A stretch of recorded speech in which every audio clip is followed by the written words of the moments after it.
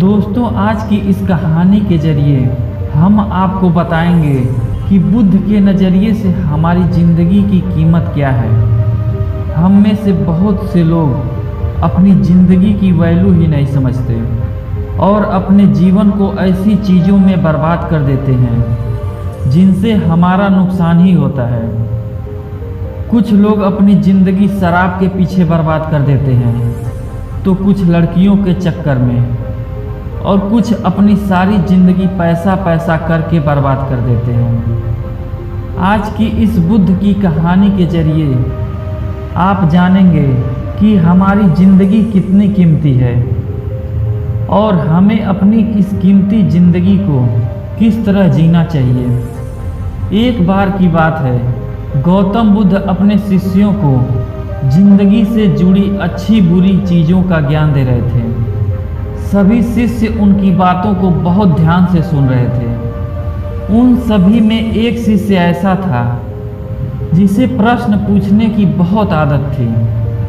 वो उठकर गौतम बुद्ध के पास गया और उनसे बोला, आप हमें जिंदगी के बारे में जो कुछ सिखा रहे हैं उस सब का क्या फ़ायदा, क्योंकि हम में से बहुत से बच्चों को ये भी नहीं पता कि हमारे जीवन का मूल्य क्या है और ये जीवन हमारे लिए कितना कीमती है। पहले आप हमें ये बताइए कि इस जीवन का मूल्य क्या है। अपने शिष्य की बात सुनकर गौतम बुद्ध अपने कक्ष में गए और एक चमकता हुआ पत्थर का टुकड़ा लेकर आए।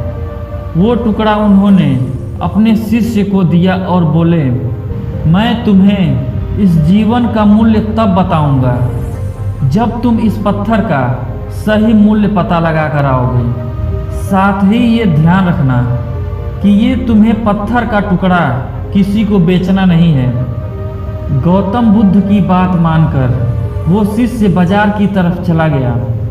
बाजार में सबसे पहले उसकी नज़र एक फल बेचने वाले पर पड़ी और उसने वो पत्थर उस फल वाले को दिखाया और बोला, इस पत्थर के बदले आप मुझे कितना फल दे सकते हो। फल वाला बोला, ये पत्थर कुछ खास तो नहीं है, लेकिन फिर भी इसके बदले में तुम्हें 10 केले दे सकता हूँ। वो शिष्य उस पत्थर को लेकर आगे चला गया। फिर उसे एक सब्जी वाला मिला। शिष्य ने उस सब्जी वाले से उस पत्थर की कीमत पूछी। सब्जी वाले ने उस पत्थर को ध्यान से देखा और बोला, इस पत्थर की कीमत के बदले में तुम्हें ज़्यादा से ज़्यादा 1 बोरी भर कर सब्जी दे सकता हूँ। इसके बाद वो शिष्य उस पत्थर को लेकर एक सोने के व्यापारी के पास गया। उस पत्थर के टुकड़े की चमक देखते ही उस सुनार ने उसकी कीमत 100 सोने के सिक्के लगाई। शिष्य ने वो टुकड़ा बेचने से मना किया तो वो सुनार उसके बदले 200 सिक्के देने को भी राजी हो गया, लेकिन शिष्य ने वो पत्थर नहीं बेचा। इसके बाद वो शिष्य एक हीरे के व्यापारी के पास गया और उसके सामने उसने वो पत्थर के टुकड़े को रख दिया। उस पत्थर को देखते ही हीरों के व्यापारी ने एक साफ कपड़ा बिछाया, उस पत्थर को उसके ऊपर रखा, फिर उसकी परिक्रमा की और हाथ जोड़कर उस पत्थर को कपड़े में लपेटते हुए वो बोला, तुम जिसे मामूली पत्थर समझकर उसकी कीमत पूछ रहे हो, असल में ये एक बेशकीमती रूबी है। ऐसा रूबी हर किसी को नहीं मिलता। मैं अगर अपना सब कुछ बेच भी दूं तो भी इसकी कीमत नहीं चुका सकता। उस व्यापारी की बातें सुनकर वो शिष्य हैरान हो गया। वो दौड़ा दौड़ा सीधा बुद्ध के पास आया और उन्हें उसने जो कुछ भी बाजार में हुआ वो सब बताया।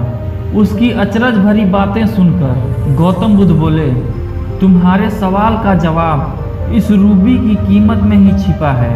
हमारा जीवन भी एक रूबी है।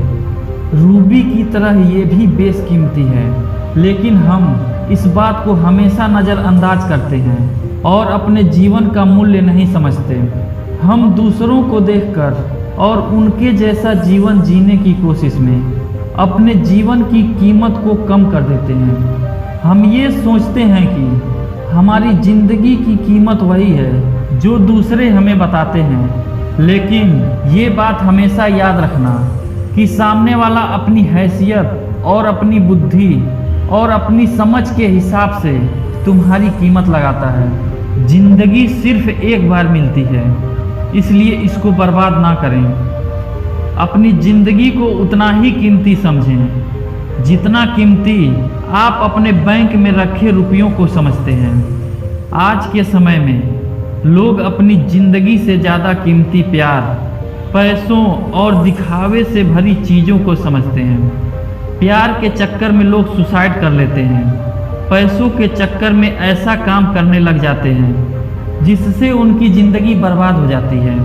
नाम कमाने के चक्कर में उल्टे सीधे काम करने लग जाते हैं। हमेशा याद रखें कि दिखावा करना ज़रूरी नहीं है। प्यार दोबारा मिल सकता है, पैसा फिर कमाया जा सकता है, लेकिन ज़िंदगी को फिर से नहीं पाया जा सकता। इसलिए अपनी इस बेशकीमती ज़िंदगी को अच्छे से जिएं, हर पल का आनंद लें। कभी ये ना सोचें कि आप इस दुनिया में किसी काम के नहीं हैं, ना कभी ये सोचें कि आपकी ज़िंदगी व्यर्थ है। आपके होने या ना होने से कुछ फर्क नहीं पड़ता। जब भी ऐसा निगेटिव विचार आपके मन में आए तो खुद को बस ये याद दिलाएं कि जीवन एक रूबी है और ये बेशकीमती है।